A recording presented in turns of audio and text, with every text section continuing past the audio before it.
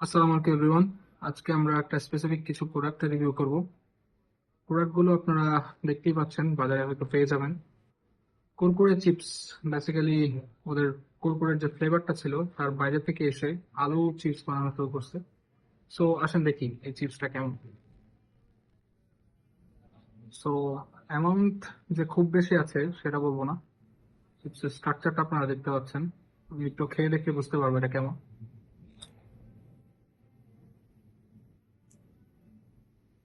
Not so good like less chips কিংবা অন্য চিপসের মতন, বাট টেস্ট মোটামুটি কুরকুরে হলেও তো ক্রিস্পিনেসটা আপনারা দেখতে পাচ্ছেন ওইরকম না। এভারেজ রেটিং দিলে সেটা 10-6। আমরা যে প্রোডাক্টটা দেখবো সেটা হচ্ছে ম্যাটাডোরের কমলা কোয়া নামে একটা জেলি ক্যান্ডি ওরা বাজারে আনছে অরেঞ্জ ফ্লেভারের। এটার দাম 5 টাকা। সে অনুযায়ী কেমন সেটা খেয়ে দেখলে বোঝা যাবে।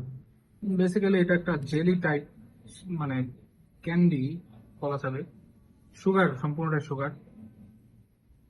তেমন আহামরি টেস্ট না, মোটামুটি 10-5 দেয়া দেন।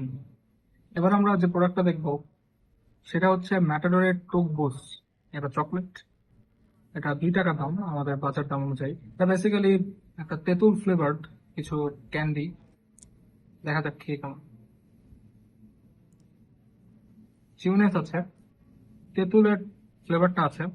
এটা মোটামুটি ভালো, 10-7 রেটিং পাবে এটা।